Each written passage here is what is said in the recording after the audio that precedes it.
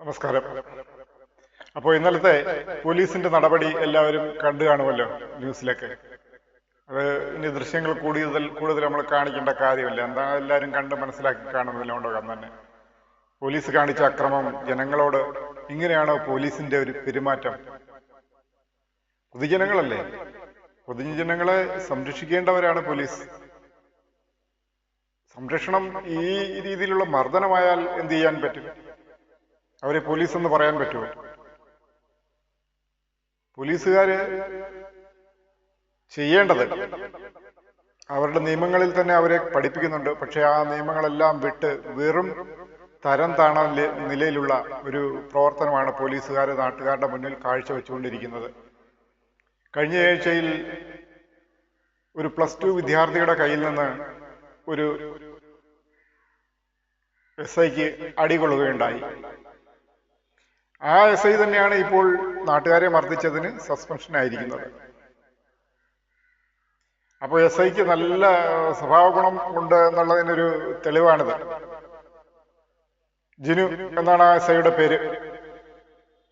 കഴിഞ്ഞ ദിവസം ഒരു വിവാഹ സൽക്കാര ചടങ്ങിൽ പങ്കെടുക്കാൻ പോയിട്ട് തിരിച്ചെത്തിയ ഒരു ട്രാവലിൽ വന്ന 10-20ഓളം ആൾക്കാരുണ്ടായിരുന്ന അവരിൽ ഒരു സ്ത്രീ അവരെ വീട്ടിലേക്ക് പോകാനായി വഴിയിൽ ഇറക്കി വിടുന്നു.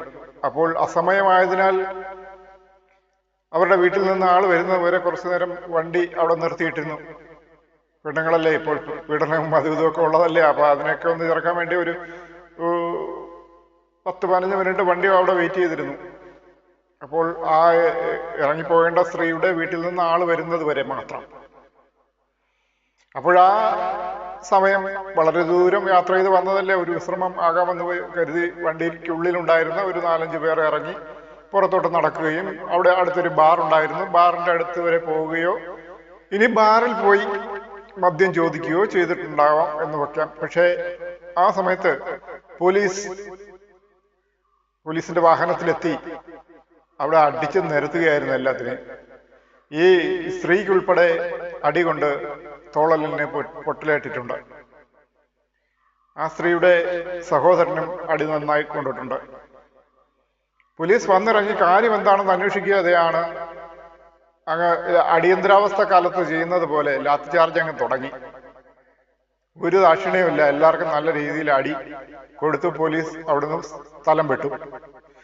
ഈ SI ജിനുവിന്റെ നേതൃത്വത്തിലുള്ള പോലീസ് തന്നെയാണ് വന്നത്. പക്ഷെ വേറൊരു കാര്യം നമ്മൾ ഓർക്കാനുള്ളത്, ഈ സമയത്ത് പോലീസ് അവിടെ വരുമ്പോൾ അവർക്ക് യൂണിഫോം ഇല്ലായിരുന്നു എന്നുള്ളതാണ്.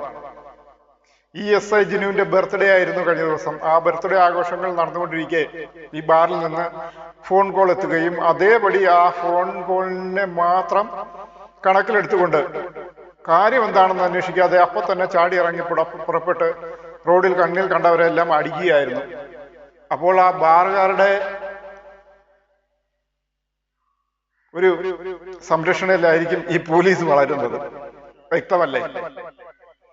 അപ്പോൾ അവിടുന്ന് തന്നെ മദ്യം കൊടുത്തിട്ടുണ്ടാവണം ഇന്നലെ പോലീസുകാരന്റെ ഈ SIയുടെ ബർത്ത്ഡേ ആഘോഷത്തിന്. അത് മദ്യപിച്ചുകൊണ്ടിരിക്കുമ്പോഴാണ് ആയിരിക്കണം ഈ ഫോൺ കോൾ അവിടെ എത്തുന്നത്. അപ്പോൾ അതിനുള്ള കൂറ് കാണിക്കണമല്ലോ. ഇറങ്ങി നാട്ടുകാരുടെ മണ്ടയ്ക്ക് 4 കൊടുത്തു. പക്ഷെ ഇതിൽ FIR ഇട്ടപ്പോഴൊക്കെ ഒരു അബദ്ധം പറ്റി ഇവർക്ക്. അബദ്ധമല്ല, സംഭവിച്ച സത്യം എന്താണെന്ന് പുറത്തു വന്നു. FIRകളിൽ വളരെ വൈരുദ്ധ്യമാണ് ഉണ്ടായത്. നമുക്കതൊന്ന് പരിശോധിക്കാം. Crime number 296/2025.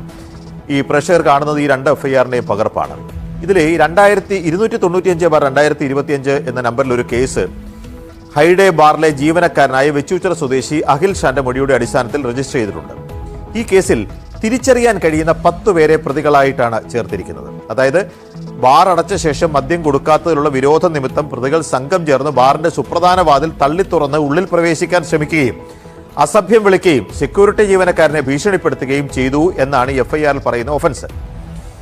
5-ാം തീയതി രാവിലെ 10:11 ഈ FIR രജിസ്റ്റർ ചെയ്തിട്ടുള്ള സമയമായി കാണിച്ചിട്ടുള്ളത്. 4-ാം തീയതി രാത്രി 11:15 ഈ ബാറിന് നേരെ അക്രമി സംഘം അക്രമം നടത്തി എന്നുള്ളതാണ്.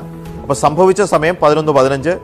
FIR ഇട്ടിരിക്കുന്നത് 4-ാം തീയതി രാവിലെ 5-ാം തീയതി രാവിലെ 10:11. ഇനിയും കൗതുകകരമായ ഒരു കാര്യം,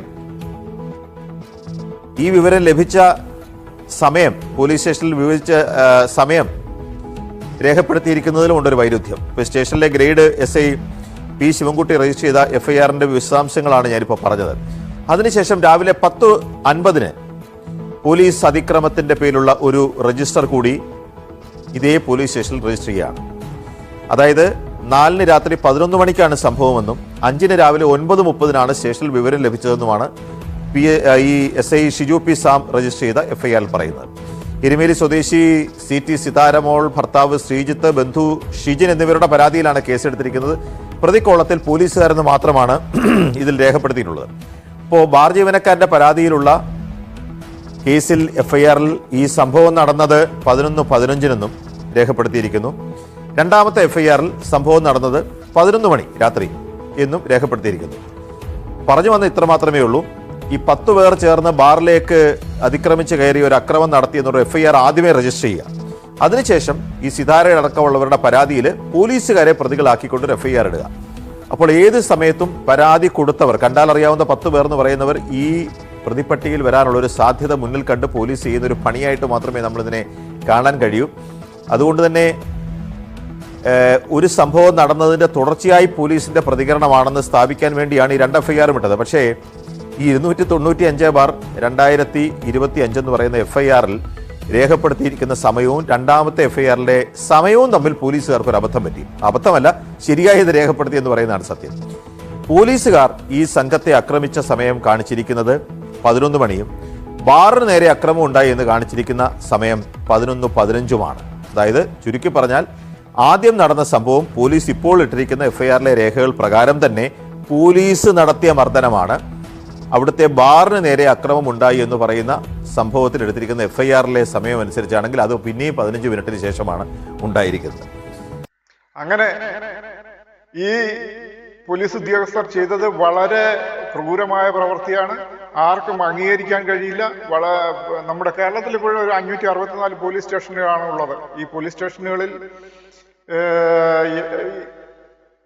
CI എന്നുള്ള റാങ്ക് എടുത്ത് കളഞ്ഞതിന് ശേഷം ഇപ്പോൾ SHO എന്നുള്ള റാങ്കിലാണ് അവർ വർക്ക് ചെയ്യുന്നത്. പക്ഷേ ഈ സർക്കിൾ ഇൻസ്പെക്ടറെ അനുസരിക്കാത്ത SIമാരും SIമാരെ അനുസരിക്കാത്ത പോലീസുകാരും ഒക്കെയാണുള്ളത്. സ്വന്തം നിലയ്ക്ക് തീരുമാനങ്ങൾ എടുക്കുന്ന പോലീസ് ഉദ്യോഗസ്ഥരാണ്. മുകളിലുള്ളവരുടെ അനുവാദം പോലും കേൾക്കാത്ത, കാത്തു നിൽക്കാതെ പെട്ടെന്ന് വണ്ടി എടുത്ത് കൊണ്ടുപോയി പ്രകോപനപരമായ രീതിയിൽ മനുഷ്യരെ തല്ലിച്ചതയ്ക്കുന്നതാണ് ഉണ്ടായത്. കഴിഞ്ഞ ദിവസം തന്നെ പുതിയൊരു ന്യൂസ് പുറത്തു വന്നിട്ടുണ്ട്. അത് നമുക്ക് കാണാം എന്താണെന്ന് വെച്ചാൽ, അത് ഇടുക്കിയിൽ ഒരു മധ്യവയസ്കനെ പോലീസ് മർദ്ദിച്ച് അയാളുടെ പല്ല് പൊട്ടി ആ ഒരു സ്ഥിതിവിശേഷമാണ്. അത് നമുക്കൊന്ന് കണ്ടു നോക്കാം. അന്നൊന്നും ആഘോഷത്തിനൊന്നും വലുതായിട്ട് ഞാൻ പോയില്ല, അങ്ങനെ പരിപാടിക്കൊന്നും പോയില്ല. പിന്നെ കമ്പനിക്കാരെല്ലാം പോയി. അപ്പോൾ അതുകൊണ്ട് പിന്നെ ഞാനെന്നാൽ ഇവർ പടക്കം പിടിച്ച് ചില കണ്ടിട്ട് 11:30 12 വീട്ടിൽ പോകാൻ എന്നൊരു കണ്ടീഷൻ നിന്നതാണ്. ഈ ദൃശ്യങ്ങളിൽ കാണുന്നത് തല്ലുകൊണ്ട് വീഴുന്ന മുരളീധരനാണ്. അതെ. എന്ത് പറ്റി എന്നിട്ട്? പല്ല് പൊട്ടി പല്ല് കീറി പൊട്ടിപ്പോയെന്ന് പറഞ്ഞാൽ പൊട്ടിപ്പോയിട്ട് ഒടിഞ്ഞു പോയി ഒരു സൈഡ്. അത് പിന്നെ പകുതി കൊണ്ട് ഒടിഞ്ഞു പോയി, നേരെ കീറി ഉള്ളിലേക്ക് കയറി. അപ്പം 1-ാം തീയതി ആശുപത്രിയിൽ ചെന്ന് അഡ്മിറ്റായി കേസ് കൊടുക്കാമെന്നൊക്കെ ഒരു കണ്ടീഷനിലൊക്കെ നിന്നു. അപ്പോൾ അത് കഴിഞ്ഞപ്പോഴത്തേന് ഉച്ചയായപ്പോഴത്തേന് ഒരു 4 മണി 3 മണിയൊക്കെ ആയപ്പോഴത്തേന് അപ്പം നമ്മളുമായിട്ട് ബന്ധപ്പെട്ടിട്ട് പറഞ്ഞു, അത് കേസിനൊന്നും പോകണ്ട, നിങ്ങൾക്ക് ആശുപത്രി ബന്ധപ്പെട്ടു കാര്യങ്ങളൊക്കെ തരാമെന്ന് പറഞ്ഞു. അപ്പം നമ്മുടെ ഒരു പിന്നെ ബന്ധപ്പെട്ടു അല്ല, ഇവിടെ പിന്നെ പോലീസുകാർ പറഞ്ഞെന്നാ പറഞ്ഞേ. എന്നെ വിളിച്ച് ഞാൻ ഓർക്കുന്നില്ല ആരാന്ന്. ഞാൻ പറഞ്ഞു, സാറേ അത് ഇന്ന പോലാന്ന് പറഞ്ഞു. കുഴപ്പമൊന്നുമില്ല, സാറ് എല്ലാം ചെയ്തു തരുമെന്ന് പറഞ്ഞു. അങ്ങനെ ആയിരുന്നു. അപ്പൊ അതായത് പരാതിക്കൊന്നും പോകണ്ട, എല്ലാ കാര്യങ്ങളും നമ്മൾ ചെയ്തു തരാമെന്ന് പറഞ്ഞിരുന്നു. എന്നിട്ട് ഇപ്പൊ അവിടുന്ന് ഞാൻ ആശുപത്രി ചെന്ന് പിന്നെ അവിടുന്ന് പോന്നെന്ന് പറഞ്ഞാൽ കിടന്നിട്ട് പിന്നെ പോന്നു കഴിഞ്ഞ് മരുന്ന് വാങ്ങുന്നുണ്ടായിരുന്നു. അത് കഴിഞ്ഞ് 2-3 ദിവസം കഴിഞ്ഞപ്പോഴേ ഇതിന്റെ സീരിയസ് എനിക്ക് മനസ്സിലായത്. അടിയായിരുന്നു, മുഖത്തൊക്കെ നീരും ഒക്കെ ആയിരുന്നു. അപ്പൊ അങ്ങനെ ഒന്ന് വീട്ടിൽ പറഞ്ഞു തന്നില്ല, ഇങ്ങനെ സിയെ അടിച്ചാന്നോ ഒന്നും ഞാൻ വീട്ടിൽ പറഞ്ഞില്ല. ഒരാഴ്ച പറയാതെ ഇരുന്നു. അത് കഴിഞ്ഞ് പല്ലിന്റെ കേസുമായി ആശുപത്രി ചെന്നപ്പോഴത്തേന് അപ്പം പിന്നെ ബുധനാഴ്ച കടന്ന സംഭവത്തിന്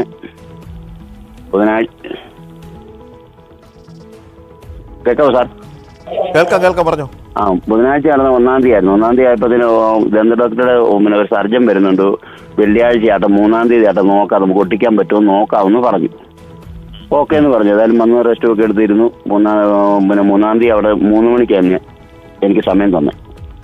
അവിടെ ചെന്നപ്പോഴത്തേന് ഡോക്ടർ പറഞ്ഞു അത് അങ്ങനെ നമുക്ക് ഒട്ടിക്കാൻ പറ്റത്തില്ല, ഉള്ളിലേക്ക് സ്റ്റാച്ച് ചെയ്തിട്ടുണ്ട്. അപ്പോൾ അത് ചെയ്താൽ അത് പിന്നെ തലയ്ക്ക് നമുക്ക് പ്രശ്നമാവും കുറേ നാൾ കഴിയുമ്പോഴത്തേന്. അതുകൊണ്ട് അത് വരണം. പിന്നെ പല്ല് നഷ്ടപ്പെട്ടു. ഓക്കെ, അടി കൊണ്ട് നിലത്ത് വീണു, പല്ല് പോയി. ഓക്കെ, ഇപ്പൊ എന്തായാലും പരാതി കൊടുത്തോ? പരാതി കൊടുത്തു. അതിന് 16-ാം തീയതിയാണ് പരാതിയായി നമ്മൾ ജനുവരി 16-ന്. ജനുവരി 16-ന് പോയി. 16-ന് പോയി. പിന്നെ നമ്മളെ വിളിപ്പിക്കുന്നത് ജനുവരി 23-നാണ്. DYFI ഹോസ്പിറ്റലിൽ നിന്ന് കട്ടപ്പനയിലേക്ക് വിളിപ്പിച്ചു. അവിടെ കൊണ്ടുവന്ന് സാക്ഷികളും വേണമെന്ന് പറഞ്ഞു. സാക്ഷി അന്നേരം ഒരാളെ വന്നുള്ളൂ. അപ്പോൾ അങ്ങനെ ഒരു വ്യക്തിയെ പോലീസ് അടിച്ച് പല്ല് തെറിപ്പിക്കുക എന്നൊക്കെ പറഞ്ഞാൽ അത് എന്താണ്? പണ്ട് നമ്മുടെ ജയറാം പഠിക്കലൊക്കെ ഉണ്ടായിരുന്ന സമയത്ത്, പോലീസുകാരെ അഴിച്ചു വിട്ടിരുന്ന സമയത്ത് ഉരുട്ടിക്കൊലയും ലോക്കപ്പ് മർദ്ദനവും ലോക്കപ്പിലെ എന്തുമാത്രം കൊലകളാണ് നടന്നത്. അതുപോലുള്ള ഒരു സ്ഥിതിവിശേഷത്തിലേക്കാണ് ഇപ്പോൾ പോയിക്കൊണ്ടിരിക്കുന്നത്. ഈ ക്രിമിനൽ സ്വഭാവമുള്ളവർ പോലീസുകാരെയാണ് ഇപ്പോഴത്തെ സർക്കാർ പിടിച്ച് ജനമൈത്രി പോലീസ് എന്ന പേരിൽ ഒരു പേര് മാറ്റം നടത്തിയിരിക്കുന്നത്. അല്ല, ക്രിമിനൽ സ്വഭാവം അവരുടെ കയ്യിൽ തന്നെ ഉണ്ട്, എങ്ങും പോയിട്ടില്ല. സർക്കാരിന് വേണ്ടി ഈ പോലീസിന്റെ ക്രിമിനൽ സ്വഭാവം പുറത്തെടുക്കുകയാണോ ചെയ്യുന്നത്? ഈ സർക്കാർ ഇങ്ങനെ എന്തിനാണ് ഈ പോലീസിനെ അഴിച്ചുവിട്ടിരിക്കുന്നത്? നാട്ടുകാരുടെ മണ്ടയ്ക്ക് കയറാനാണോ? അതോ നാട്ടുകാരെ സംരക്ഷിക്കാനോ? നാട്ടുകാരെന്ന് പറയുമ്പോൾ പൊതുജനങ്ങൾ. ഈ പൊതുജനങ്ങളുടെ സ്വത്തിനും അവരുടെ ജീവനും സംരക്ഷണം നൽകേണ്ടവരാണല്ലേ ഈ പോലീസ്. പോലീസിന്റെ അർത്ഥം എന്താണെന്ന് അറിയാത്ത പോലീസുകാരാണ് ഇപ്പോൾ സ്റ്റേഷനുകളിലുള്ളത്. അവരോട് നല്ല രീതിയിൽ ഒന്ന് സംസാരിക്കാനോ അല്ലെങ്കിൽ അവരോട് പോയി ഒരു പരാതി പറയാനോ ഈ പരാതിക്കാർക്ക് സാധിക്കാത്ത ഒരു സ്ഥിതിവിശേഷമാണുള്ളത്. അവരോടൊന്ന് സംസാരിക്കണമെങ്കിൽ തന്നെ ഓംബ്ര എന്ന് ഓച്ചാനിച്ച് നിന്നൊക്കെ വേണം സംസാരിക്കാൻ. അത് പണ്ടത്തെ പോലെ ഇപ്പോഴും അങ്ങനെ തന്നെയാണ്. മാറ്റം വരുത്തി എന്നൊക്കെ സർക്കാർ പറയുന്നുണ്ടെങ്കിലും അതൊന്നും നടപ്പിലാകുന്നില്ല. ഏതായാലും ഈ പോലീസ് ഉദ്യോഗസ്ഥർ ചെയ്തത് വളരെ മോശമായ പ്രവൃത്തി തന്നെയാണ്. ഈ സ്ഥിതിവിശേഷത്തിനൊക്കെ ഒരു മാറ്റം വരുത്തേണ്ടത് സർക്കാരിന്റെ ഉത്തരവാദിത്വം തന്നെയാണ്. സർക്കാരിനെ ഭയപ്പെട്ട് വേണം പോലീസ് പ്രവർത്തിക്കാൻ. അല്ലാതെ പോലീസ് പറയുന്നത് സർക്കാരല്ല കേൾക്കാനുള്ളത്, സർക്കാർ പറയുന്നത് പോലീസാണ് അനുസരിക്കാനുള്ളത്. പൊതുജനങ്ങളോടുള്ള ഈ പോലീസിന്റെ ഈ സമീപനം തീർച്ചയായും മാറ്റേണ്ട സമയം കഴിഞ്ഞിരിക്കുന്നു. മാറ്റണം. പൊതുജനങ്ങളും അവരെ പോലെ ഒരു മനുഷ്യരാണ്. ഇവരുടെ ശരീരത്തിൽ യൂണിഫോം ഉണ്ട്, അധികാരമുണ്ട് എന്നുള്ളൊരു വ്യത്യാസം മാത്രമേ ഉള്ളൂ. ആ അധികാരവും യൂണിഫോമും മറ്റുള്ള പൊതുജനങ്ങളുടെ തലയിൽ കയറാനുള്ളതല്ല, പൊതുജനങ്ങളെ ഉപദ്രവിക്കാനുള്ളതല്ല. ഈ ബാറിന്റെ പരിസരത്ത് അവരെത്തി, അല്ലെങ്കിൽ ബാറിൽ ചെന്ന് മദ്യം ചോദിച്ചു എന്ന് പറയപ്പെടുന്നു. ആ സമയത്തെ CCTV ദൃശ്യങ്ങളും കണ്ടതാണല്ലോ. ഇവിടുന്ന് ബാറിലുള്ള CCTV ദൃശ്യങ്ങളും കണ്ടു. അവിടെ ഈ പറയപ്പെടുന്ന പോലെ പ്രകോപനപരമായി ഒന്നും കാണാൻ സാധിക്കുന്നില്ല ആ CCTV ദൃശ്യങ്ങളിൽ നിന്ന്. അതിൽ നിന്ന് കാണുന്നത് ആരൊക്കെ വന്ന് മദ്യം ചോദിക്കുന്നുണ്ട്, കിട്ടാതെ വരുമ്പോൾ തിരിച്ചു പോകുന്നുണ്ട് എന്നൊക്കെയാണ് നമുക്ക് കാണാൻ കഴിയുന്നത്. അല്ലാതെ വേറൊന്നും അവിടെ പ്രകോപനപരമായ ഒന്നുമില്ല. മുൻവിധിയോടുകൂടി പോലീസ് ചെയ്യുന്ന പ്രവൃത്തികളാണോ ഇത് എന്ന് നമുക്ക് തിരിച്ചറിയേണ്ടിയിരിക്കുന്നു. പോലീസിനോടുള്ള ജനങ്ങളുടെ സ്വഭാവം മാറിക്കൊണ്ടിരിക്കുന്നു. പഴയ ബഹുമാനം ഒന്നും നമുക്ക് കൊടുക്കാൻ കഴിയാത്ത വിധത്തിലാണ് അവരുടെ പെരുമാറ്റം ജനങ്ങളോട്. ഈ പ്രവൃത്തികളെല്ലാം കാണിച്ച ഈ SI ജിനുവിനെയും 2 പോലീസുകാരെയും സസ്പെൻഡ് ചെയ്യുക മാത്രമാണ് ഉണ്ടായത്. അങ്ങനെ ഒരു സസ്പെൻഷൻ അവരെ രക്ഷിച്ച് മാറ്റി നിർത്തുക, അല്ലെങ്കിൽ സ്ഥലം മാറ്റം കൊണ്ട് ഉദ്ദേശിക്കുന്നത് അവരെ ആ സമയത്ത് രക്ഷിച്ച് മറ്റൊരിടത്തേക്ക് കൊണ്ടുപോവുക എന്നുള്ളതാണ്. SP ഓഫീസിലേക്ക് സ്ഥലം മാറ്റിയിട്ടുണ്ട് ഇദ്ദേഹത്തെ. അപ്പോൾ എന്തായാലും ഇവിടെ നിന്ന് രക്ഷപ്പെട്ടു. അത് പോരെന്നാണ് മർദ്ദനമേറ്റ ആളുകൾ പറയുന്നത്. അവർ എന്തായാലും പരാതി കൊടുത്തിട്ടുണ്ട്. ആ പരാതിയുടെ അടിസ്ഥാനത്തിൽ SP-യിൽ നിന്ന് അന്വേഷണം ആരംഭിച്ചിട്ടുണ്ട്. നമുക്ക് എന്താണെന്ന് കണ്ടറിയാം. പോലീസാണോ കുറ്റക്കാർ, പൊതുജനങ്ങളാണോ കുറ്റക്കാരെന്ന്. എന്തായാലും നിരപരാധികളെ ഉപദ്രവിക്കുന്ന പോലീസുകാർക്കെതിരെ സർക്കാർ തീർച്ചയായും ഒരു നിയന്ത്രണം കൊണ്ടുവരേണ്ടത് തന്നെയാണ്. എന്തായാലും ഈ ഒരു ചർച്ച ഇനിയും മറ്റുള്ള ചാനൽ ചർച്ചകളിലേക്കും പോകട്ടെ. അതുപോലെ പോലീസിനോട് ജനങ്ങളോടുള്ള ഒരു സമീപനത്തിന് മാറ്റം വരട്ടെ.